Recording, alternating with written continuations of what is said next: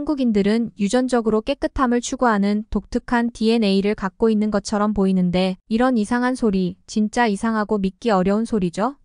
이 이야기를 일본 공항 직원들이 뒷담화를 하고 있습니다. 안녕하세요. 저는 일본의 공항에서 지상직 직원으로 일하고 있는 미나코라고 합니다. 한국인에 대한 재밌는 이야기를 여러분과 공유하고자 글을 쓰게 되었습니다. 얼마 전 일본의 기상 조건이 매우 좋지 않은 날이 있었습니다. 승객들이 비행기에 탑승하기 전까지만 해도 모두가 무사히 출발할 수 있을 것이라고 생각했습니다. 하지만 보딩을 마치고 기다리고 있는 도중 갑자기 폭우가 쏟아지기 시작했습니다.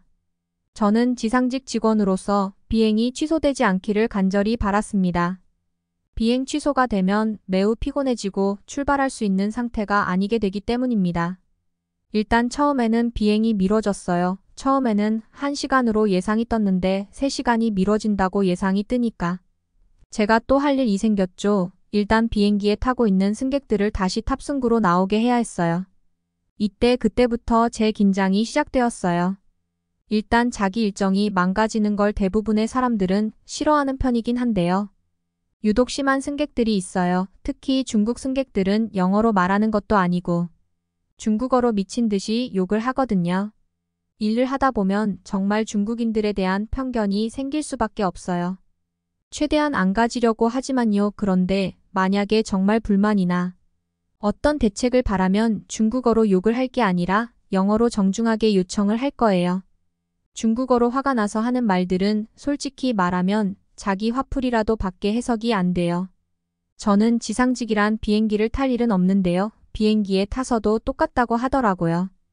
다른 직원들 얘기를 들어보면 기내에서 잠시 기다려 달라는 지시를 지키지 않고 난동을 피운 중국인이나 술 취해 한국이 싫다고 공항에서 난동을 피운 중국인 등등 한두 가지가 아니었거든요. 동료들이 일부러 긴장하라 고직한 사건들만 이야기하고 좀 과장하는 거겠지 싶었지만 들으면 들을수록 긴장하게 되는 건 어쩔 수 없더라고요. 서양 사람들은 동양인 얼굴을 보면 알아보지 못한다는데 그거 아시죠? 한국인, 중국인, 일본인 그리는 얼굴만 봐도 다 알아보는 거예요. 그래서 저는 얼굴을 보고 이제 긴장해야 하는 사람인지 괜찮은 사람인지 다 알고 있어요. 저도 이런 생각을 하는 제가 싫어서 최대한 편견을 안 가지려고 하는데요. 직장 생활이 그렇잖아요. 겉으로는 티를 안 내려고 노력하고 있답니다. 다른 지상직 직원들도 가장 선호하는 나라가 한국인데 무엇보다 굉장히 젠틀하고 동양인들 중 외모가 출중하고 신체 조건이 좋다고 했습니다. 그러고 보니 아까 보딩을 할 때도 그렇고 제가 뭘 할지 이미 다 알고 있는 사람 같았어요. 번잡한 국제공항에서 항공사 지상직 직원으로 근무하면서 전 세계에서 온 수많은 승객들의 다양한 행동을 항상 예리하게 관찰해 왔는데요. 하지만 특히 탑승 시간 준수에 있어서는 흠잡을 데 없이 시간을 잘 지키는 것으로 유명한 한국인 승객들이 항상 저희 감탄을 자아내게 했습니다. 한국인의 시간 엄수에 대한 저희 매혹은 바쁜 월요일 아침부터 시작되었습니다. 공항은 여행객들로 붐비고 있었고 출국장과 입국장이 늘 그렇듯 혼잡한 분위기였습니다. 그 와중에 한 무리의 한국인 승객이 눈에 띄었습니다. 그들은 독특한 패션 감각이나 구수한 한국말 톤 때문만이 아니라 놀라운 시간 관리 능력으로 눈에 띄었습니다. 제 경험상 탑승 시간은 막판에 서두르는 승객과 놓친 승객을 찾는 정신없는 전화가 뒤섞인 교양곡과도 같았습니다. 하지만 한국인들은 그렇지 않았습니다. 한국인들은 항상 미리 와 있었어요. 그리고 탑승이 시작되면 먼저 줄을 서줘서 고마웠어요. 다들 1분도 늦지 않게 탑승구에 도착했습니다. 마치 비행 스케줄에 완벽하게 맞춰진 내부 시계가 있는 것 같았습니다. 한 가지 사건이 생생하게 기억납니다. 서울행 항공편이 늦은 저녁 출발로 예정되어 있었는데 이 시간은 보통 공항이 한산한 시간대입니다. 그날 저녁 갑작스러운 시스템 오류로 인해 탑승 수속이 지연되었고 대합실은 순식간에 조바심과 불만이 가득한 공간으로 변했습니다. 처음에는 3시간만 연착이 됐어요. 그런데 재밌는 점이 있었어요. 연착이 됐다는 얘기가 들리자마자 비행기에서 나온 사람들을 봤는데 한국인들이 제일 먼저 나왔어요. 옆에 캐리어를 다 끌고 캐리어가 거의 키링인 줄 알았어요. 우르르 나오는 모습들이 귀여웠어요. 그 뒤로는 저를 절망적이게 만든 방송이 있었어요. 오늘 비행기가 뜨지 못한다는 얘기였죠. 저는 그때부터 마음이 급해졌어요. 연착이 3시간에서 무기한 대기로 길어지자 중국인 승객들은 화를 미친 듯이 내기 시작했어요. 한국인 승객들은 눈치를 보기 시작했고요. 저는 한국 분들끼리 단체로 이의를 제기할까봐 엄청나게 긴장한 상태였습니다. 하지만 그런 게 아니었어요. 어디에서 쉴 수 있나 눈을 굴리는 거였어요. 한국인들이 조용히 대화를 나누며 가끔씩 웃고 고국에서 가져온 간식을 나눠 먹는 모습을 발견했습니다. 한국 문화에 깊이 뿌리내린 이러한 음식 나눔 관행은 낯선 환경에서도 서로를 위로하고 공동체를 형성하는 방식입니다. 뭔가 요청하는 것도 굉장히 젠틀했고요. 어쨌든 저는 일을 하러 가야 해서 빠르게 결항된 비행기표 대신 빠르게 대체 항공편을 마련하러 가야 했어요. 빠르게 대체 항공편을 마련해 온 뒤에 승객들로 비행기표를 배부해 했는데요. 문제가 생겼어요. 너무 다양한 나라의 언어로 되어 있어서 제가 영어를 읽는 게 좀 늦었나 봐요. 신속하게 발권해야 했는데 여러 언어가 사용되기 때문에 이 작업은 더욱 복잡해졌습니다. 영어 독해에 다소 어려움을 겪고 있는 저로서는 벅찬 도전이었습니다. 혼란 속에서 저는 점점 더 좌절감과 무력감을 느꼈습니다. 승객들의 줄은 끝이 없어 보였고 승객들의 조바심은 점점 커져만 갔습니다. 모든 승객이 올바르게 탑승할 수 있도록 티켓 하나하나를 신중하게 처리해야 했고 언어 장벽은 복잡성을 더했습니다. 막막함을 느낄 때쯤 예상치 못한 일이 벌어졌습니다. 키가 크고 침착한 한국인 남성이 제 책상 앞으로 다가왔습니다. 그는 긴장된 주변 분위기와는 대조적으로 차분한 분위기를 풍겼습니다. 그는 정중하게 인사를 건네며 분명하지만 악센트가 있는 영어로 자신을 소개했고 자신이 돕고 싶다고 설명했습니다. 그는 유창한 한국어로 줄을 선 승객들이 한국 여권을 모두 수거했습니다. 저는 그가 여권을 효율적으로 정리하고 제가 제공한 승객 명단과 상호 참조하는 모습을 놀랍게 지켜보았습니다. 그의 행동은 체계적이고 정확했으며 여권 하나하나를 존중하고 조심스럽게 다루었습니다. 제가 직원이 아니라 그분이 직원인 것 같았어요. 다른 승객들은 좌절감에서 호기심 그리고 감탄으로 바뀌는 표정으로 조용히 지켜보았습니다. 그 한국 남자의 솔선수범은 저에게 도움이 되었을 뿐만 아니라 상황의 질서와 평온함을까지 주었습니다. 그는 한국인 승객 한 명 한 명에게 표를 나눠주며 유창한 한국어로 변경 사항을 설명했습니다. 그는 친절하고 인내심 있는 태도로 승객들의 질문에 답하고 안심시키는데 시간을 보냈습니다. 심지어 영어 이름도 한국인 승객들이 아주 빠르게 불러서 전달해줬어요. 정말 공장 같았어요. 이러한 그의 친절과 리더십은 깊은 감동을 주었습니다. 특히 스트레스와 불확실성의 시대의 공동체와 협업의 중요성을 생생하게 일깨워 주었습니다. 언어와 문화의 장벽을 뛰어넘어 기꺼이 나서서 도움을 준 한국인 남성의 행동은 공감과 연대의 교훈을 보여주었습니다. 마지막 한국인 승객이 그 남성에게 감사의 인사를 전하고 탑승구로 향하는 순간 저는 깊은 감사를 느꼈습니다. 낯선 사람들이 함께 모여 서로를 돕는 이런 순간이 저와 같은 고된 일을 가치 있게 만들어준다는 것을 깨달았습니다. 저는 감사 인사를 전했더니 딸 같아서 그랬다고 하면서 수고하라고 정중하게 웃어주셨어요. 항공사에 불평불만을 표시할 줄 알았는데 사정을 이해해 주셔서 너무 감동스러운 순간이었습니다. 결항된 항공편의 여파는 밤새도록 이어졌고 대체 항공편의 물류에 대한 걱정으로 머릿속은 계속 복잡했습니다. 예상보다 빨리 찾아온 아침은 안도감과 긴장감이 뒤섞인 채로 찾아왔습니다. 터미널을 통과하며 그날의 과제를 준비하면서 전날의 혼란으로 인해 피해를 입은 승객들이 걱정되지 않을 수 없었습니다. 탑승구에 도착한 저는 놀라움과 호기심을 동시에 불러일으키는 장면을 목격했습니다. 불과 몇 시간 전까지만 해도 소란스러웠던 한국인 승객들은 이제 차분하게 좌석에 앉아 휴식을 취하고 있었는데 일반적으로 퍼져 있는 불안한 분위기와는 극명한 대조를 이뤘습니다. 이들의 침착한 태도는 일반적으로 열광적인 공항 환경과는 거의 어울리지 않는 것처럼 보였습니다. 좀 더 자세히 관찰하면서 저는 그들의 행동에서 미묘한 문화적 뉘앙스를 발견했습니다. 많은 사람들이 서로를 존중하고 배려하는 어조로 조용히 대화를 나누고 있었습니다. 다른 사람들은 책에 몰두하거나 이어폰으로 음악을 들으며 자신만의 세계에 빠져 있으면서도 주변 공간을 의식하고 있었습니다. 심지어 어떤 사람들은 앞으로의 과정과 일정을 믿으며 졸고 있었습니다.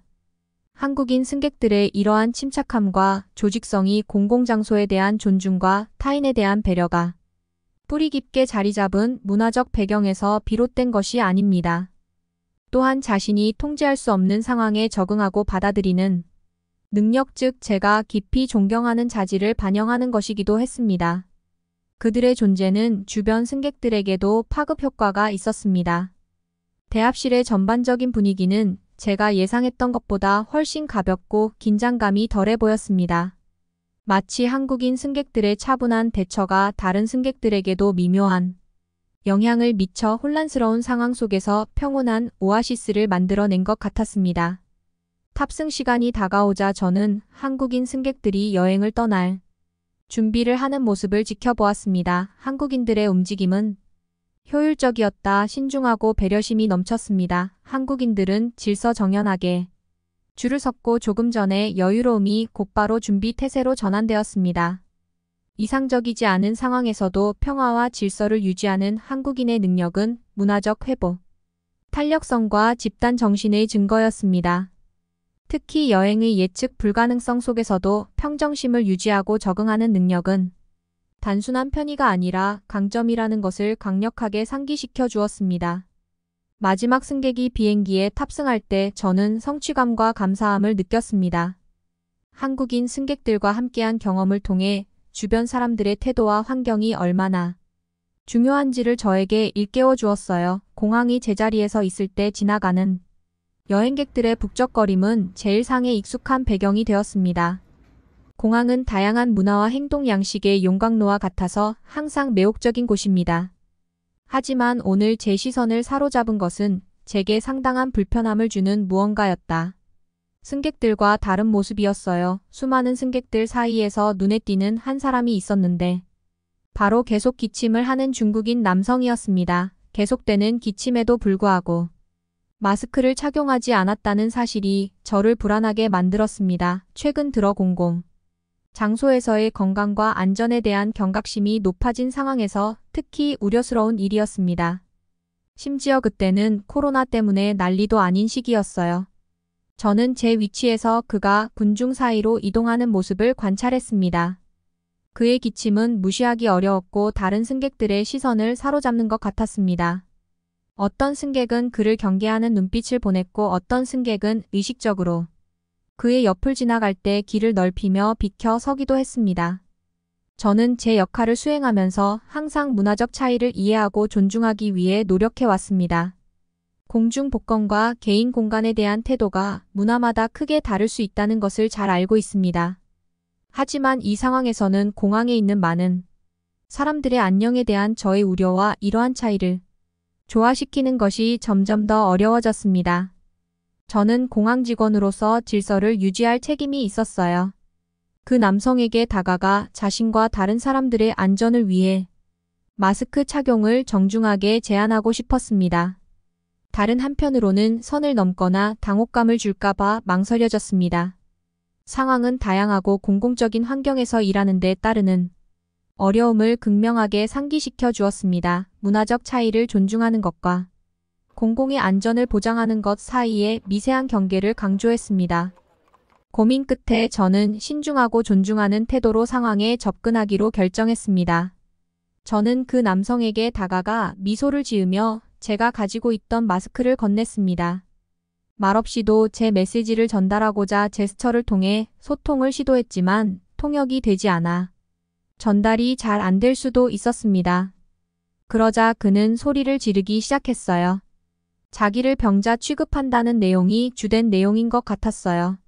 저는 너무 위협을 느꼈습니다. 그 전까지 저에게 민원을 제기하던 공항 이용자들은 다 모른 척을 했어요. 이해는 하면서도 서러웠던 것 같아요. 그런데 그때 한국인 승객들이 수근수근 대기 시작했어요. 군중의 힘이란 게 그런 거더라고요. 그리고 한국인 아저씨가 오더니 한국어로 마스크를 쓰라고 소리 질렀어요. 주변 사람들은 다 그 중국인을 이상한 눈으로 바라봤고 저는 정말 너무 감사했습니다. 제가 해야 할 일인데 한국인 분들이 해결을 해준 거잖아요. 그러자 그 중국인 남은 기가 죽은 태도로 마스크를 썼어요. 저는 한국인 아저씨에게 감사하다고 인사를 드렸는데요. 아저씨는 대가도 바라지 않고 그냥 자기 자리에 앉아서 다시 핸드폰을 하기 시작했어요.